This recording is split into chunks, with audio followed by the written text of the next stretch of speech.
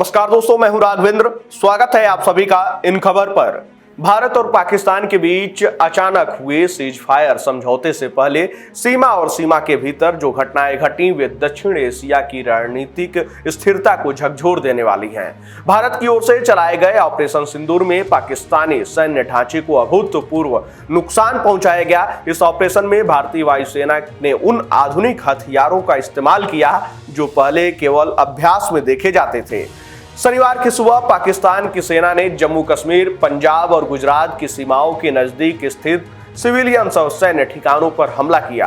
पाकिस्तान ने ड्रोन, लंबी दूरी की तोपें और फाइटर जेट्स के जरिए यह आक्रामक रुख अपनाया था। भारत ने पहले इसे रोकने की कोशिश की, लेकिन जब घुसपैठ 26 से ज्यादा इलाकों तक फैल गई तब जवाबी हमले की सैद्धांतिक और रणनीतिक मंजूरी दी गई। भारत ने इस ऑपरेशन में जिन स्थानों पर हमले किए वे पाकिस्तान के अंदरूनी हिस्सों में मौजूद रणनीतिक एयरबेस और रडार ठिकाने थे। इनमें शामिल है रफीकी एयरबेस, पंजाब पाकिस्तान उन्नत लड़ाकू स्क्वाड्रन का केंद्र जो हाल के दिनों में गतिविधियों से सक्रिय था।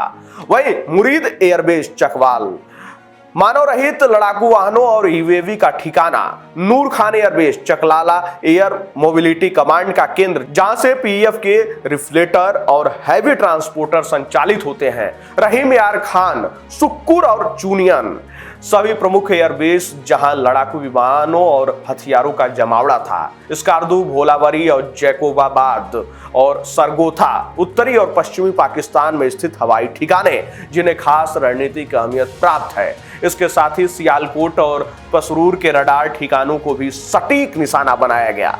भारतीय वायुसेना ने ऑपरेशन सिंदूर में अपने सबसे घातक और उन्नत हथियारों का प्रयोग किया।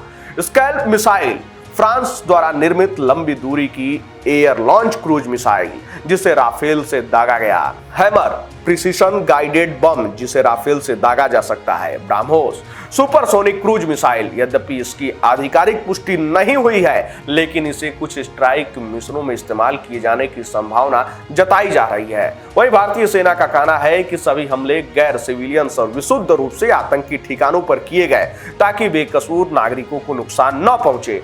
पाकिस्तानी सेना ने श्रीनगर से नलिया तक 26 से अधिक स्थानों पर घुसपैठ की कोशिश की, लेकिन भारतीय रडार, एयर डिफेंस यूनिट्स और फाइटर स्क्वाड्रनों ने इसे विफल कर दिया। भारत ने यह भी दावा किया कि पाकिस्तान अपनी सेना को अग्रिम मोर्चों पर तैनात करने की कोशिश कर रहा था, जिसे सैटेलाइट इमेज और सर्विलांस के जरिए ट्रैक किया गया। भारतीय सेना की प्रवक्ता कर्नल सोफिया कुरैशी ने प्रेस को जानकारी देते हुए कहा, भारतीय सेना ने संयम का पालन किया लेकिन प्रतिक्रिया में कोई कसर नहीं छोड़ी। हम गैर वृद्धि की नीति के प्रति प्रतिबद्ध हैं, बशर्ते पाकिस्तान इसका सम्मान करे। हमने सैन्य ठिकानों पर सटीक हमलों से संदेश स्पष्ट किया है। 10 मई की शाम 5:37 पर अमेरिकी राष्ट्रपति डोनाल्ड ट्रंप ने अपने सोशल मीडिया प्लेटफॉर्म पर लिखा कि भारत और पाकिस्तान के बीच अमेरिका की मदद से पूर्ण सीज फायर तय हुआ है। हालांकि भारत सरकार और विदेश मंत्रालय ने इसे खारिज करते हुए कहा है कि यह डीजीएमओ स्तर की द्विपक्षीय बातचीत से हुआ समझौता है और इसमें किसी तीसरे पक्ष की कोई भूमिका नहीं है। भारत का यह ऑपरेशन स्पष्ट रूप से यह दिखाता है कि अब वह केवल डिप्लोमेटिक प्रतिक्रिया देने तक सीमित नहीं रहेगा, बल्कि तकनीकी रूप से उन्नत और गहराई में मार करने वाली सैन्य कार्रवाई को विकल्प के रूप में खुले तौर पर इस्तेमाल करेगा। वहीं पाकिस्तान के अंदर जाकर एयरबेस और रडार ठिकानों को निष्क्रिय करना एक ऐसा साहसिक कदम है जिसे दुनिया की सामरिक बिरादरी ने भी गंभीरता से नोट किया है।